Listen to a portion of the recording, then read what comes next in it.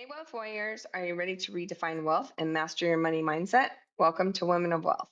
I'm your Gen X host, Holly Woods Gray. And I'm your millennial host, Ali Ramo.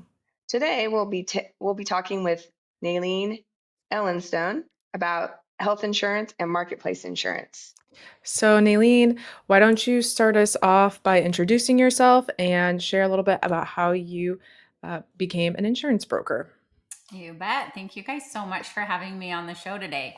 I was about 10 years ago, I was a dental hygienist and I loved what I did for work. But then I was introduced to the insurance world by my sister and her husband. And they kept talking about how awesome and flexible it was, especially since I'm a mom. I have 4 children and a husband. And so eventually, when I finally looked at it, I realized it seemed like a great fit. You got to help people understand the confusing world of insurance. And I think one of the things I love best about what I do is, besides getting to guide people or hopefully help find them better plans at a lower cost, I don't have to charge anybody for my services. I get paid by whatever company they choose. And I work with many, many companies like Aetna, United, Cigna, Humana, so many companies. So I don't have a preference what people choose, but I can give them guidance. So that's kind of how I got started about 9 years ago in the health insurance world. Yeah, so you come very highly referable from one of my colleagues here at Appreciation Financial, Kristen Ely Gonzalez.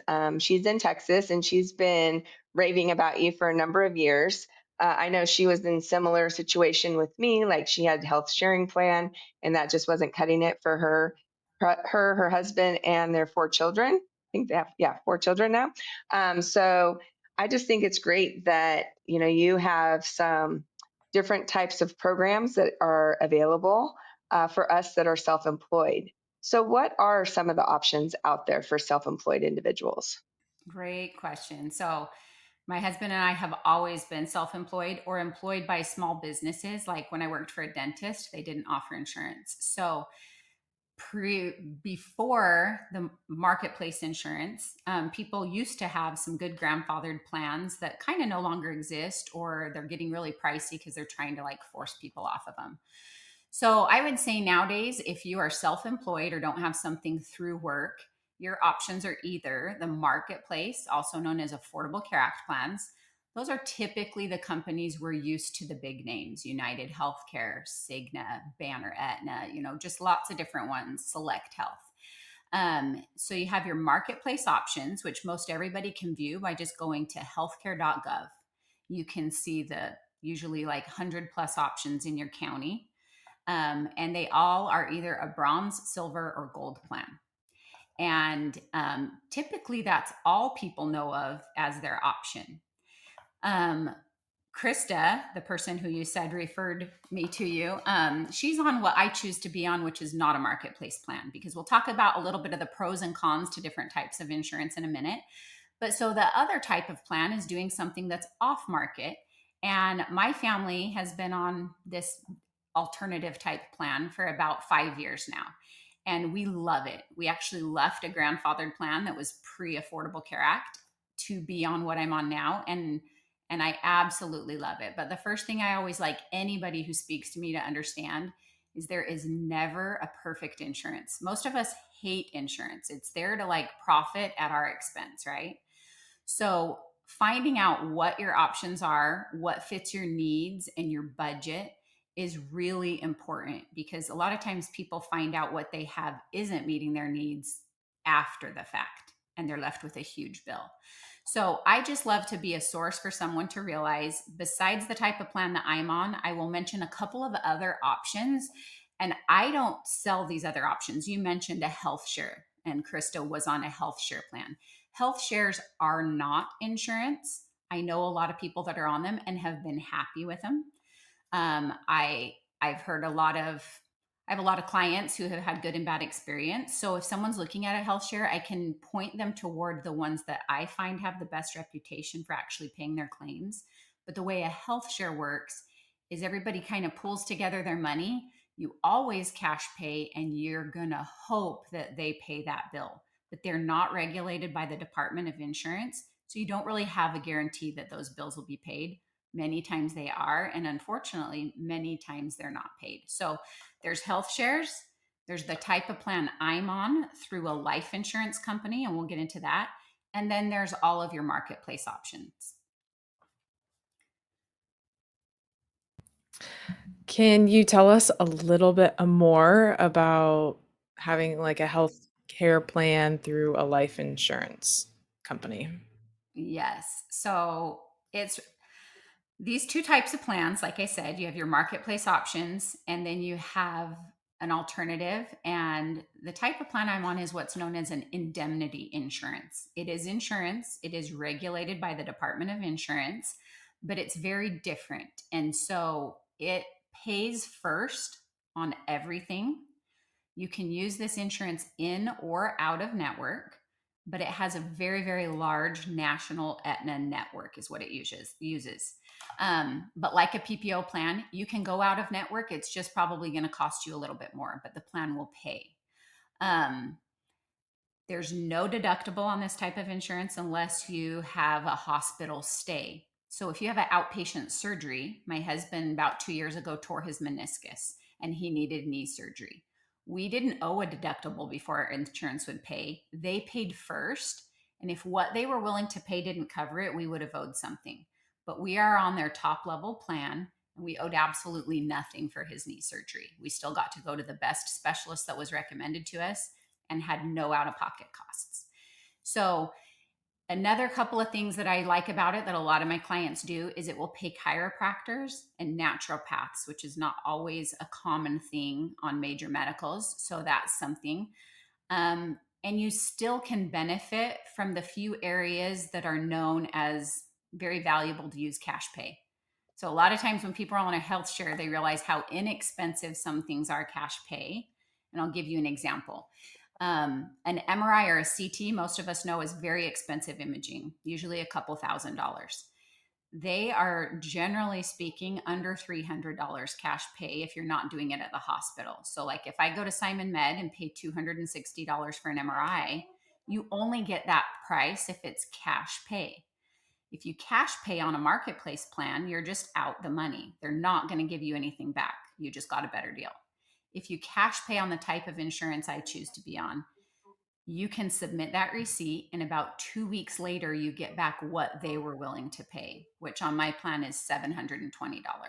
And all you have to do is upload your receipt, and about 2 weeks later, you're reimbursed. Yeah, I think it's incredible that people don't realize how expensive the insurance price is for things, because that's similar to, we have several different moving pieces for our health insurance.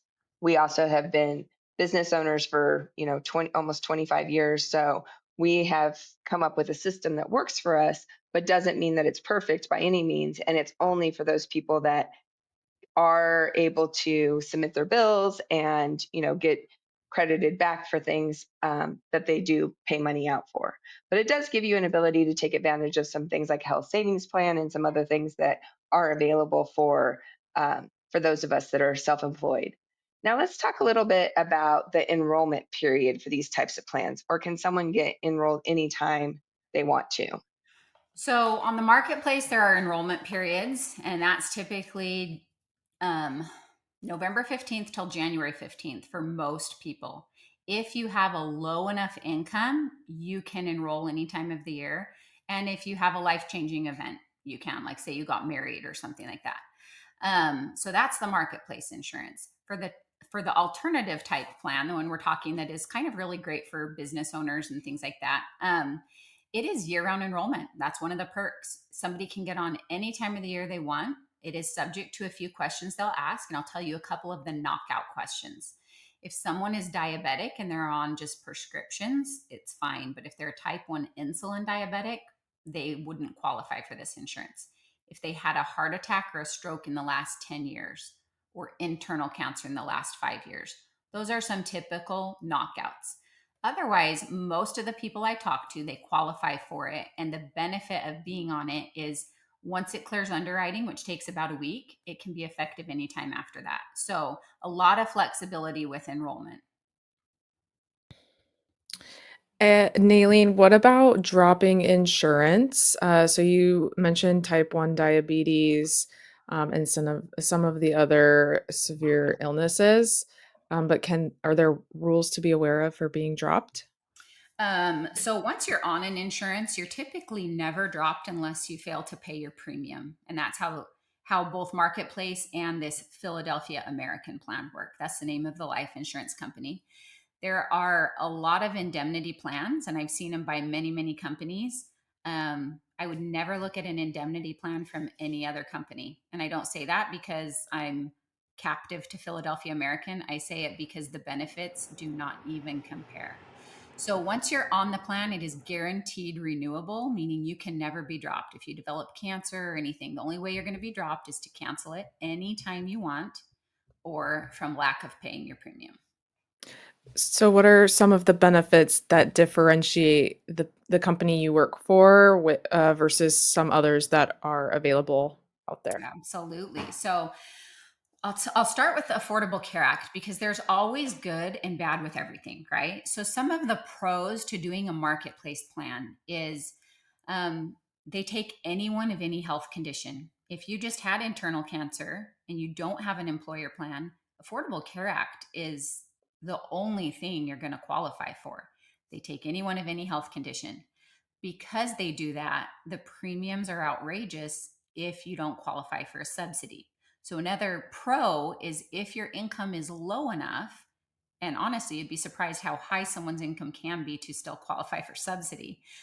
The government will subsidize it. So, it's not uncommon for me to meet with people who only have to pay between like $0 and $30 or $100 for their family's insurance because of subsidy. So, subsidy is a pro for them. There is no waiting periods on pre-existing conditions on the marketplace, and it's really going to be your best thing for really costly prescriptions. So if you're on Ozempic or Eliquis or something that's more expensive, that's probably going to be the best route. Having said that, most of the marketplace plans ask you to pay your deductible before you get help with super costly drugs. And those deductibles usually are around $5,000 to $8,000. So sometimes it's not very helpful even when you have a expensive prescription.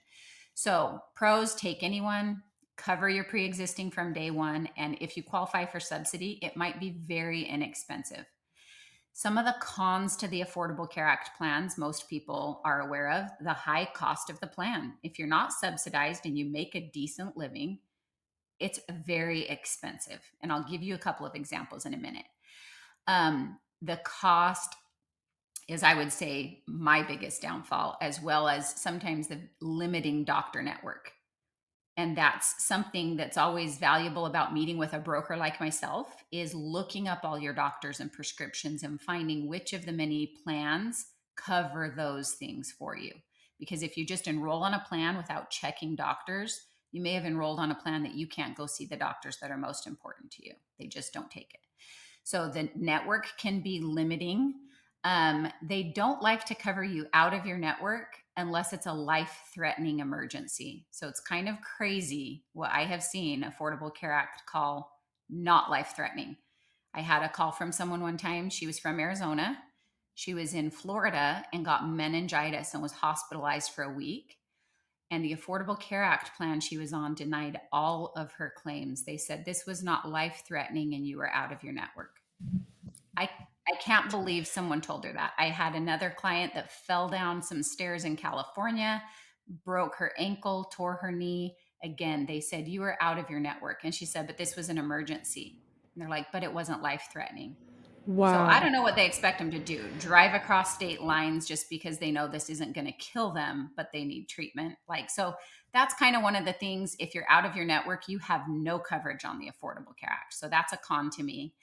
And if your income increases over the year from what you projected it would, because it's not based Mhm. off last year's income tax, it's based off what you think you'll make for the year you're covered. So if your income goes up, you owe back the subsidy that they gave you. So Many people call me up and they won't look at Affordable Care Act because they've been burned in the past, where maybe in December they found out they owed back $18,000 for their family's subsidy that they no longer qualified for. So it's kind of one of those things where you want to plan for the full price of the policy, even if you are being subsidized, if you think your income's changing, which with many of us self-employed people, your income can vary a lot. For So sure. that's kind of some of the, that's kind of some of the pros and cons of the Affordable Care Act. Any questions on that, you guys? Well, No, I was, oh, oh, go so ahead. go ahead, Holly. So I was just curious, like we talked a little bit about, if your income changes, is there a range of like where the lowest level of income is to the highest level so that people can be aware of falling within that range? Absolutely. So when you go to healthcare.gov, you can type in your ages, your estimated income, and based off that number. So even like just a normal person can hop online, type in the number you think will be your income, and the next step will calculate how much subsidy you qualify, if any. You can then go back and type in a higher income, like, hey, it might be this much. And then it will also recalculate and show you how much subsidy. So you can kind of play with it on your own and see. But yeah, there's a big difference. And when someone has a low enough income, they can qualify for what's called CSR plans. It might take the same Aetna plan, and now you have like a fraction of the copays, deductible, and max out of pocket. So if your income's overly low, the plans get actually beautiful. Instead of like a $5,000 deductible per individual, it might be 300. But it is all income related. So it's just something, it is worth having somebody to help you navigate, because what you see on paper doesn't necessarily tell you all the ins and outs about what hospitals are in your network and things. And sometimes people don't really know how to search that. So Affordable Care Act, it's just very heavy on the income side. I have lots of people that will call me up and say, I don't qualify for a marketplace plan, which is so funny because anyone can have a marketplace plan. What they're really saying is, I don't qualify for a subsidy. And so these prices are insane. So just like real quick, I'll give you a 35-year-old male that's looking for some insurance in Nevada, based off, I think, is it Clark County? Yes. Put in a zip code.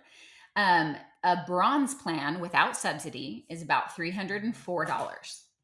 And on a bronze plan, this is with a company called Imperial. He'd have a $50 copay at his primary visit. All preventative is free, which is one of the nice things about Marketplace. Like all the things billed as preventative cost you nothing. But his deductible is $7,500 before you start to have help on anything like a diagnostic x-ray, diagnostic lab work, anything other than a doctor visit or an urgent care visit. Those are your only copays. And then your max out of pocket is $9,200 if you stayed in your network. On a silver plan, say with Aetna, instead of 304, it's a little over $400. Slightly lower deductible, 6,500, with an 8,000 instead of a $9,200 max. So you can see that the plan improved a little. And then a gold plan with Blue Cross Blue Shield, same county, $629 for this individual, slightly lower copay at the doctor, $10, a lower deductible by a lot, $1,100 deductible, and a $6,800 max out of pocket. So that's just for one person. And then if you said he had a wife and two kids, the price is crazy. It starts at about $995 for the lowest level plan, mid-level plan, $1,300, and a gold plan, $2,054 per month. Mm. That's a lot of money. Now, if the person's subsidized, I highly recommend Affordable Care Act plans. If it works good with your doctors and things, and maybe that person's premium is only $150, they only see a few doctors, and most of it's preventative for their kids and things, then it can be great insurance. So it really just depends on what the person's needs are, what their income is, who the doctors they like to see are.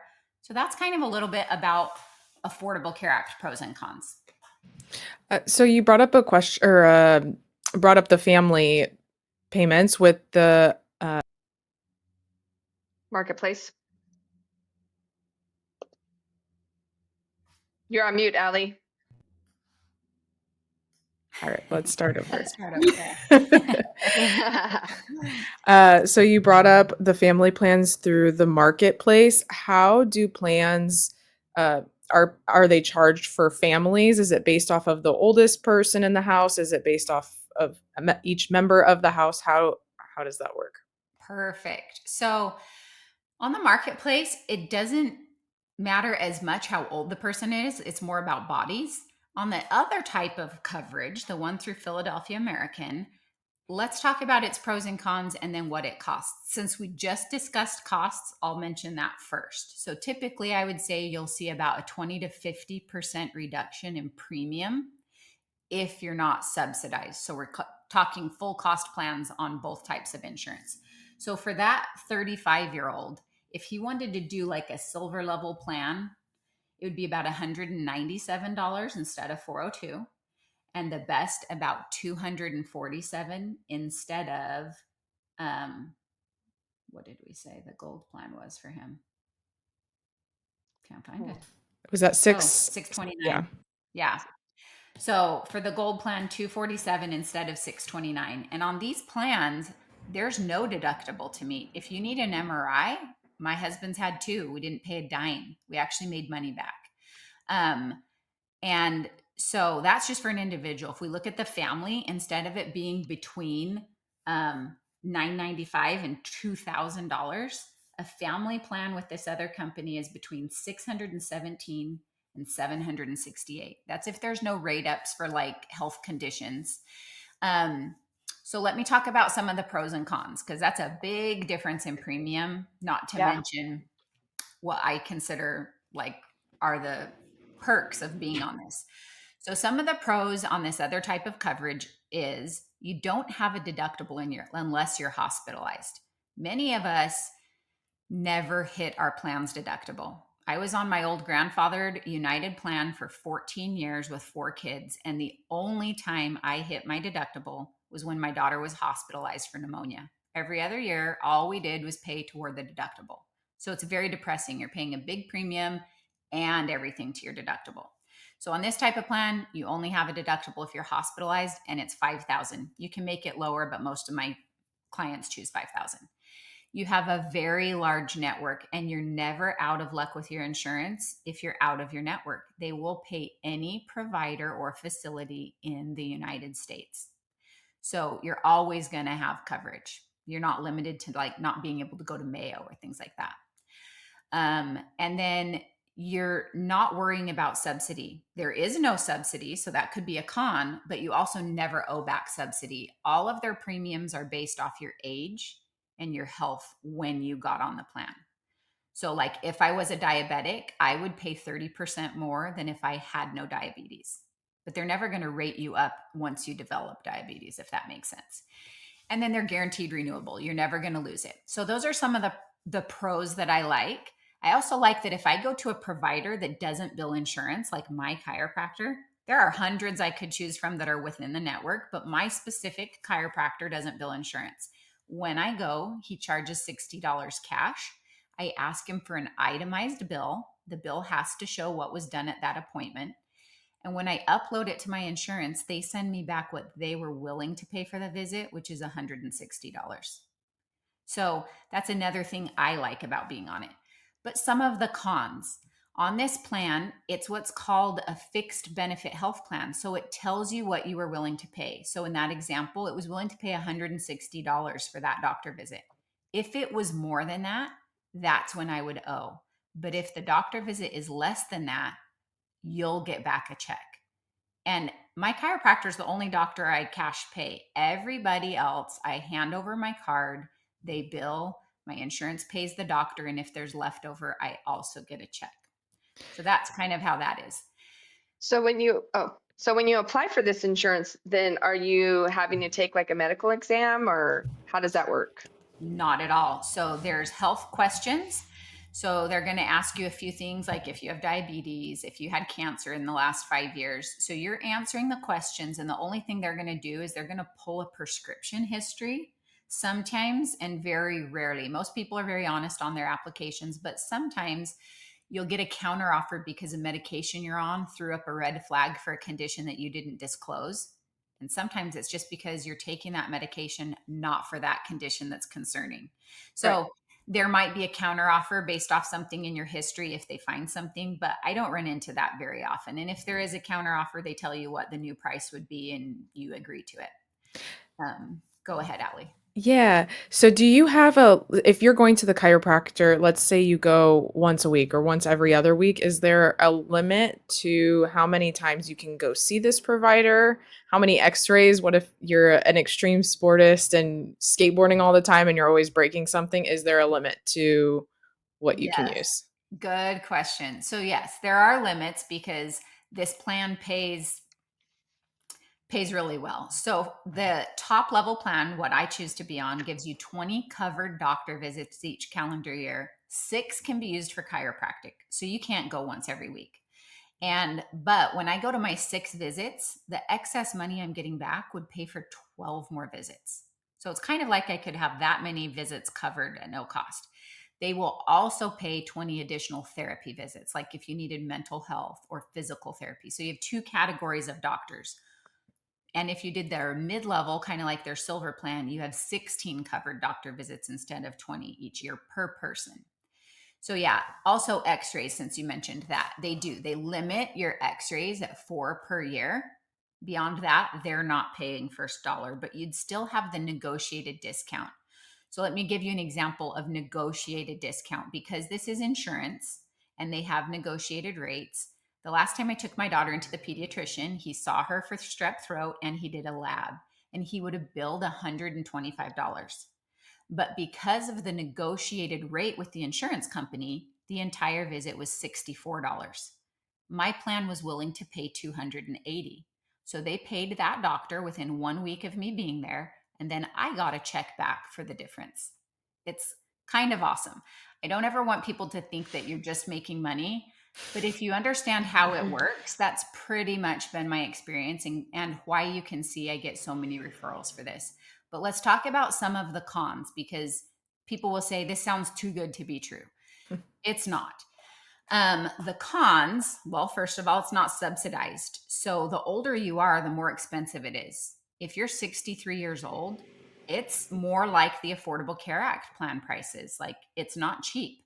Some people still prefer to be on it when it's expensive because they have so much flexibility in using it. So it's not subsidized. There is no max out of pocket on the health plan.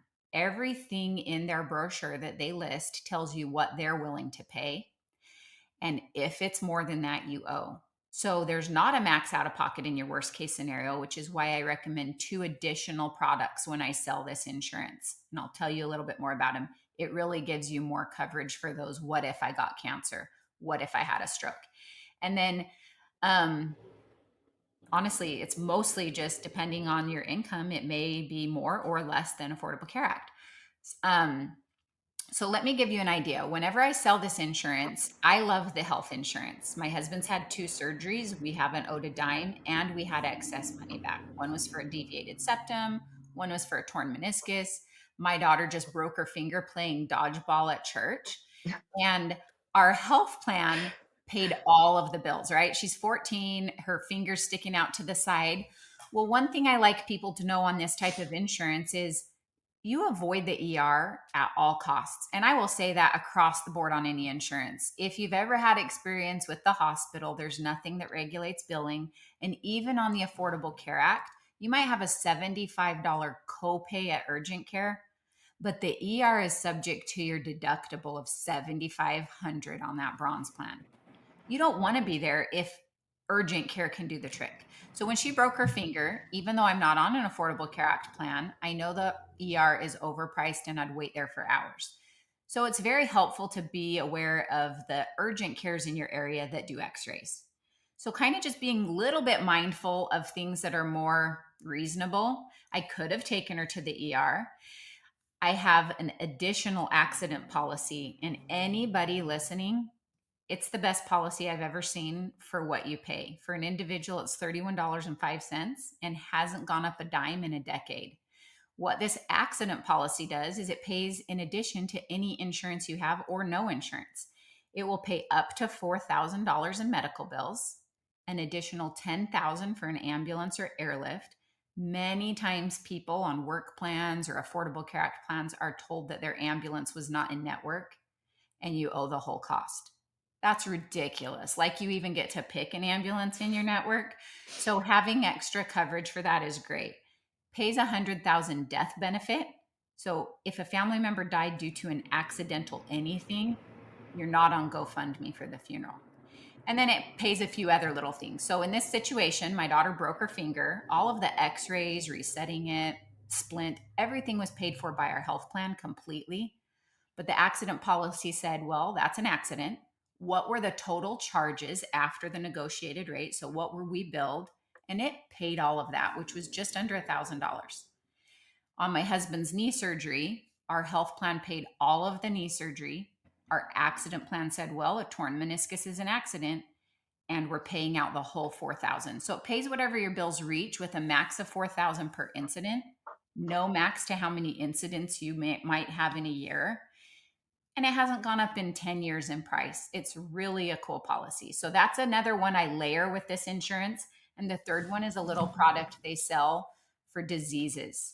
So you have an extra quarter or $500,000 per year if you were to have something like a stroke, a heart attack, things that have really big expenses. So you have your health plan that's paying a set amount. That set amount may or may not have covered all your bills. But if it's disease related, I have absolutely no worries that I would owe anything if my child had cancer right now. So it's kind of 3 policies wrapped in one is what I recommend. Not everybody does it, but most people do.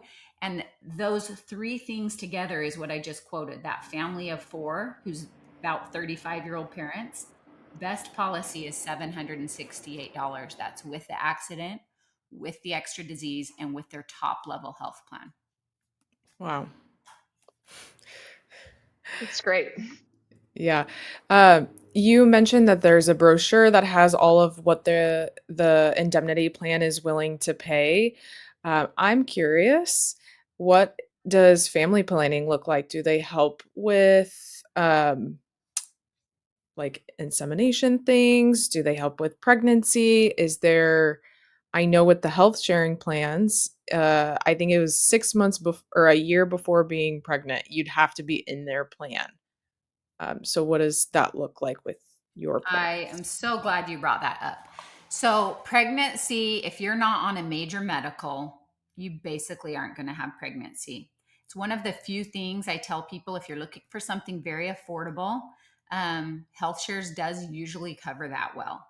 But when it comes to pregnancy and deliveries and things with this type of plan we're talking about, there is none. Pregnancy is an exclusion. A couple other exclusions would be like birth control. That's not considered medically necessary. Vasectomies, cosmetic surgery, typical things, but pregnancy is an exclusion. So here's my spiel for pregnancy. I have 4 kids, and when I had my kids, I was on a major medical with maternity coverage. And like a lot of people have realized, when I had my first baby at the hospital, I gave them my insurance. And before I even left the hospital, I found out that if we would have self-paid, we would have saved over $2,000 instead of using our insurance. So even after our insurance paid, we were out $2,000 more than if we would have cash paid our baby. So whenever people are looking at having babies, I like them to understand their options, because you can always get on an Affordable Care Act plan when you're pregnant. So say you're 2 months pregnant and enrollment time rolls around, you can get on, your delivery will be covered as of the 1st of January. You can also drop it anytime you want. But the way those plans look is, let's say that you're on a bronze plan. You have a $7,500 deductible before they're helping with those delivery costs. I can cash pay a baby today at a local hospital for under $7,500. So it doesn't mean don't go on a major medical. It means maybe if you're going on major medical, you're going to jump on a gold plan with an $1,100 deductible because you know you're going to have a baby. So lots of things to look at. I wouldn't be scared to be on my insurance even if I was still having babies, but I'd be aware that I'm just cash paying everything. And I would look at those costs before I decide which insurance I would want to be on. And when it comes to fertility treatment, in vitro, things like that, I would love to see the insurance that does cover that. I mean, I really don't know anybody who has that covered by insurance. It's very, very rare to have a plan that helps with fertility things. Yeah, I Mm. think the only one that I know of is like a like state agency. There's a couple state agencies that I know of that have health insurance. I don't know what the plan is, but they do cover up to a certain point. But the Yeah. thing about that too is, I don't know if I asked you this before, but are you able to keep a health savings plan with this insurance? No, and the reason is it's not major medical. That's one reason. And it doesn't have a high deductible. There's no deductible for Mm. outpatient, and your hospital deductibles less than any of the Affordable Care Act ones for the bronze and silver. So it's not a high deductible health plan. So we were on a health savings plan prior to being on this. But what I find is we save way more than if we were on a actual HSA plan. Now, if you have a health savings account, you can still use all of what's been put in there, but technically if this is your main insurance, you're not supposed to be contributing to an HSA anymore. Now, do you know anything about health matching accounts? Do you know about those? Very little. I Yeah. mean, I would probably refer you to someone who does that more, but there I'll tell you this. I have a friend who did a lot of health matching account stuff and it was great and they would use it a lot for mommy makeovers and maternity. And most of those have cut down to where those are not covered anymore, you know? So like things have tightened up. So health matching accounts can be great. Yeah, that might be an option for you guys, Allie. We can talk more about that later. Anyway, so I guess let's see. You gave us some great examples, very thorough. I really appreciate that. I think we're close to the. Mm. I have one more question. Okay, good. Yes. So if I were a business owner and I had employees, would this be something that business owners are able to provide for their employees? Absolutely. So when it comes to business owners, they have all the options, right? The typical rule of thumb is if you have at least two employees, now that can't be the owner and his wife, you know, unless they're paid totally separately and things.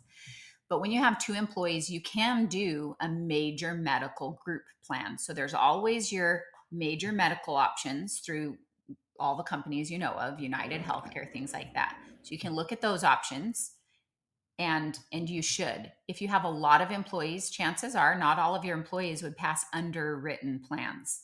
You know, somebody might be an insulin diabetic or have had recent cancer. So there's always your major medical options. But this option, I have so many business owners that do it, from dental offices to construction plans. I just got a group that just sent over 12 new employees for me to put on their company plan. And when they reached out to me several years ago, they said, "Hey, we have looked at all of the options and it is so expensive for our company and the deductibles are so high that we don't even feel like it's a benefit to give." And it's not uncommon for me to see that where businesses offer insurance and the actual owners don't even participate in it because they feel like it's a waste of money. So definitely look into your major medical options, especially if you need to for health reasons.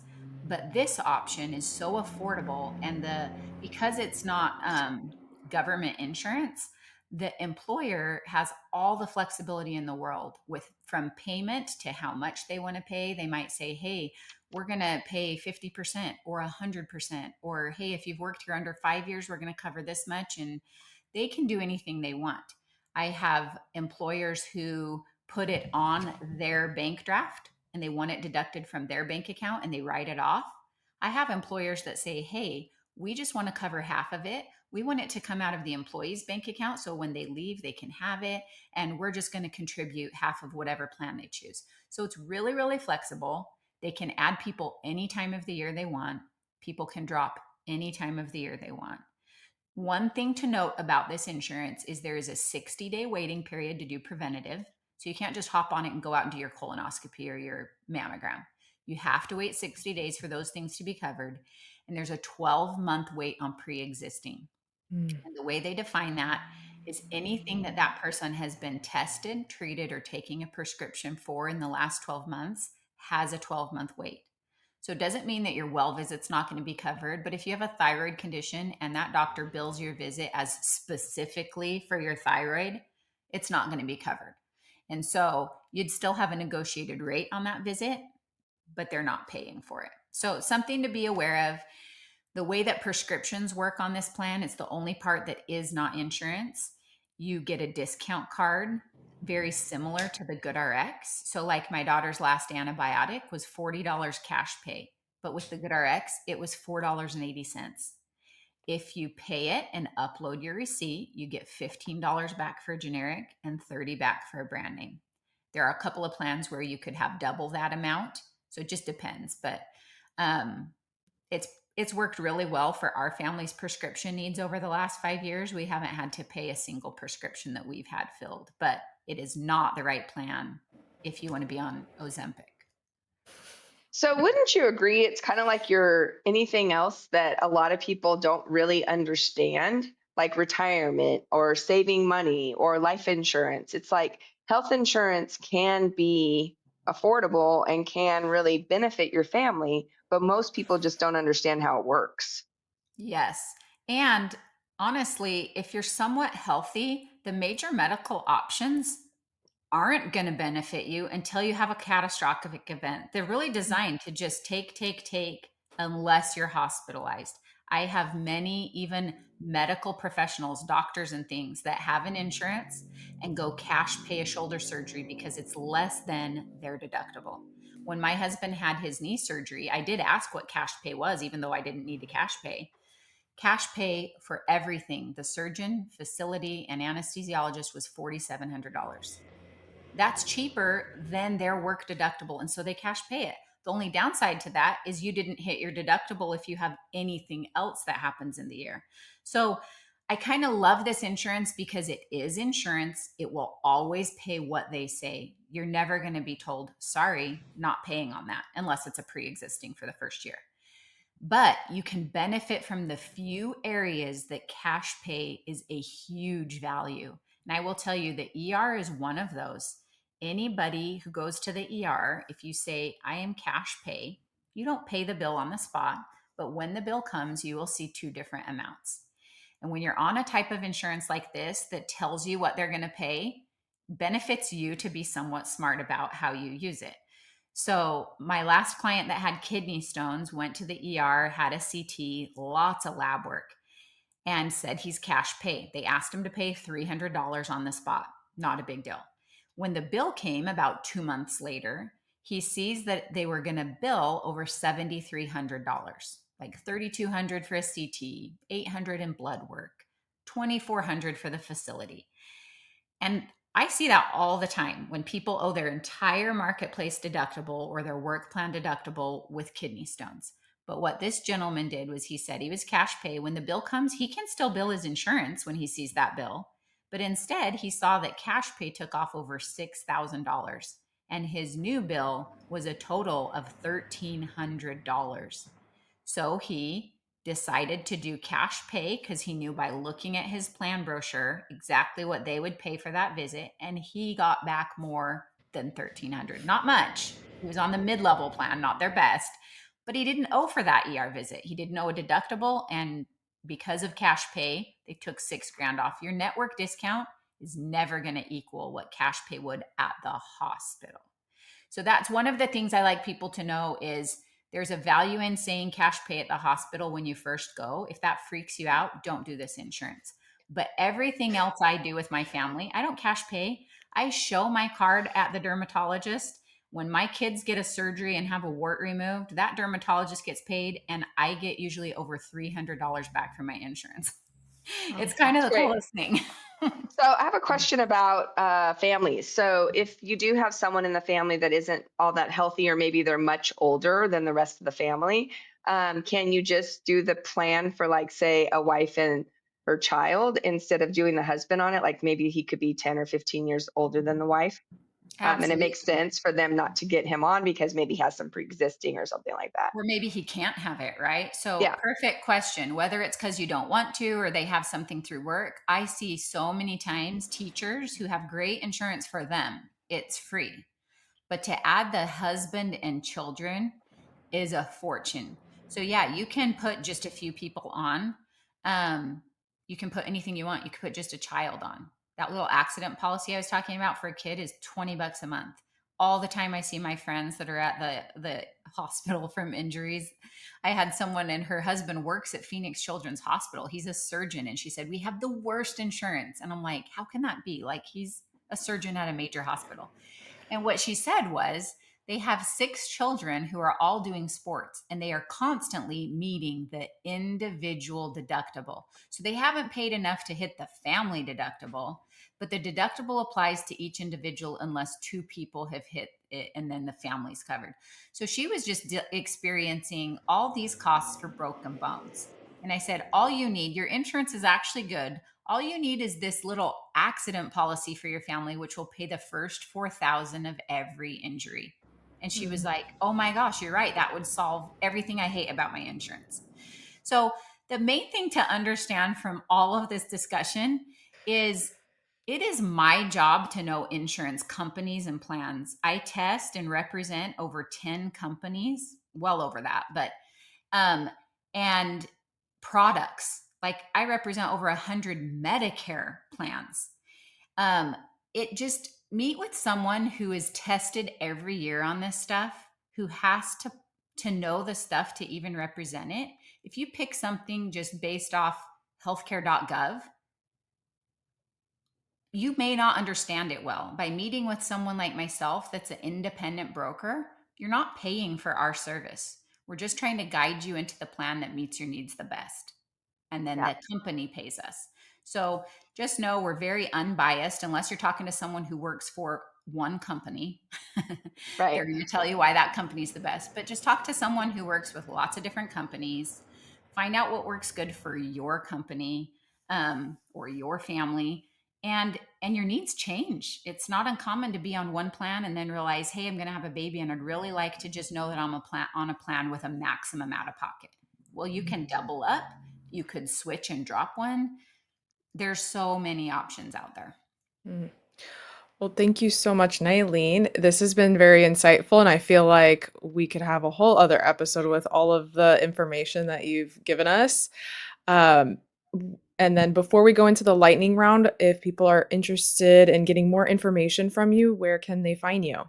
So best is just emailing me. So that's, they might put it in a chat or something on here, but it's Nylene at sysbroker.com. So my insurance agency is called Senior Insurance Specialists.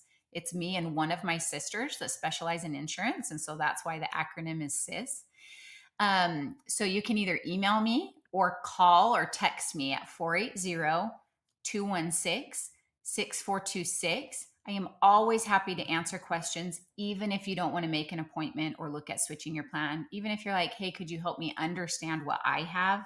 Like I've had this policy and I kind of just don't get it. Totally happy to help you. Also, sometimes there's lots of programs out there that people would qualify for that they don't even realize. And so I'm just a good resource for things like that as well. Um, so much knowledge, you guys. I would love to help anybody who has questions about things. Great. Well, again, thank you so much. We will put your contact information in the show notes. So make sure you check that out if you're listening to us on any one of the ways that you can download our podcast. Allie, you want to jump into the lightning round? Yep. All right, Nalene. So we're gonna have several questions, and just like it sounds, it's a lightning round. So short answers, no explanations needed. So the first one is cash or credit, Cash, real estate or stocks. real estate. If you won $1 million today, what would be the first thing you'd do with the money? I have no idea. I'm guessing maybe take a vacation with my family. What's a fun impulse buy you've recently had? I am not an impulse buy or shopper, so I think nothing. What a great habit to have. What's one money savings tip that you swear by? Um, I would say tip is just like don't get something if you can't afford it. So that's where I go back to cash or credit. Like it's really easy to get things based off what we want and not what we can do at the time, I guess. Mm. What's your biggest financial fear? I guess probably being not planning well, being broke when I retire, which I'm not Ooh. really afraid about. I think I'm being smart, but like that would be scary. I work with a, oh, sorry, you don't need any explanations. That's okay. We can get carried away here too. What's your biggest financial goal for the next year? Oh, You don't have to say a dollar amount, but you can say, a 30% more than last year or whatever it may be. You don't have to have a specific dollar amount in mind. I think I would say more my financial goal this next year is trying to help the agents that work with us become financially Mm. stable. So, not necessarily one for me, but for the people that I work with. I love that. Yeah, me too. What a great leader. Thanks. We love it.